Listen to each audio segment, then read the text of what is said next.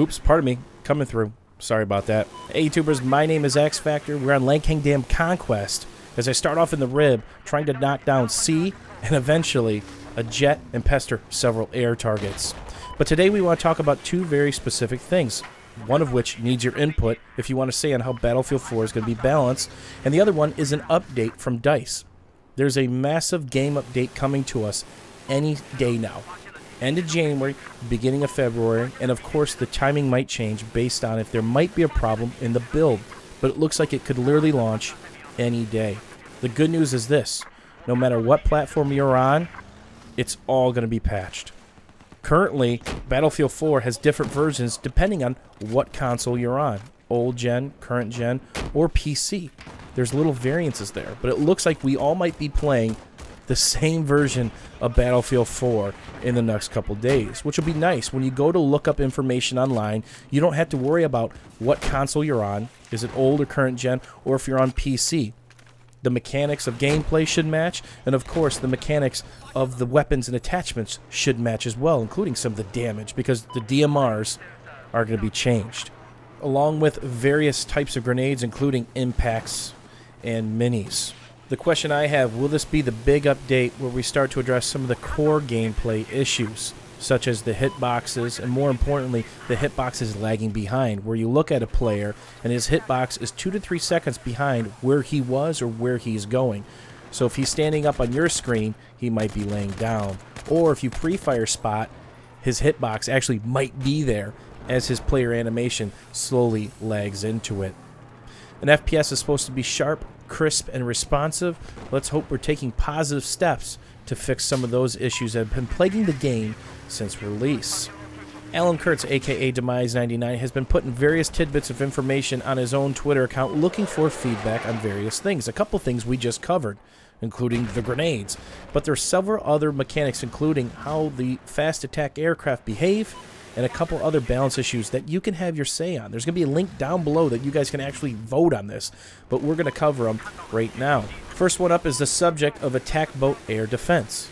Players have suggested that the attack boats could have superior anti-aircraft abilities. Possible suggestions include improving the anti-aircraft ability of the burst cannon, adding a mobile anti-air style 20mm cannon, or additional types of secondary missiles with anti-aircraft intentions. Is the air defense ability of the attack boat considered a problem? So far, 54% of the people, over 29,000, have voted no. This one's really close. What do you guys think about the mobile AA? Does the burst cannon need even more help against air targets? Right now, it's pretty darn strong, especially if they get within 80 to 100 meters. Or does it need another solution entirely?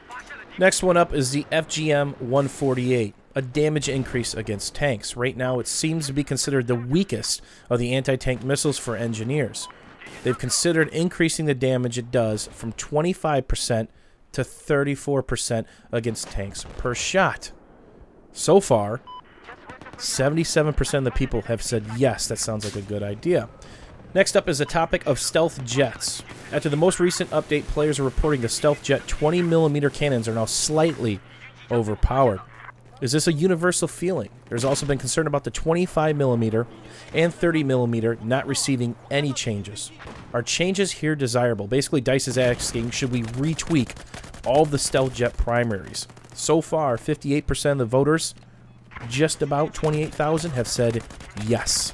Next up, we have the fast attack craft again, but this time we're talking about cannon tweaks. They are considering some minor changes to fast attack craft cannons, reducing the splash damage area against infantry, requiring the player to hit closer to targets to get quick kills, and increasing the speed and direct damage of the burst cannon to aid hitting aircraft. No changes are being considered for the 30mm.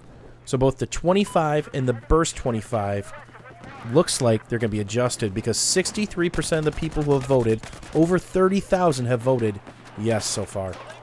And the last topic up for debate so far is near and dear to my heart, because it has to do with MBTs and IFV canister shells. Everybody knows I was a big user of the canister shell in Battlefield 3, both in public play and in competitive play.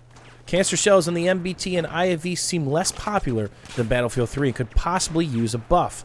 For the MBT canister round, an increase in accuracy and damage, while for the IFV, a slight increase in damage are both being considered. Finally, an increase in the projectile speed to enable them to more easily hit moving targets. This looks like it might be going in because so far 41,000 people have voted yes for 85% of the vote. Again, there will be a link down below for you guys to read up on those and to have your voice heard. What do you guys think of those so far? Is it a step in the right direction? Specifically, which ones do you agree with or disagree with? And of course, with this major balance patch, I'm sure there's going to be a multitude of things that haven't even hit the public radar. It'll be interesting to see what kind of weapons tweaks they make, if any, or attachment tweaks. As always, YouTubers, thanks for watching. Thanks for hanging out. Hopefully you guys enjoyed this RIB gameplay. We will see you soon, YouTubers.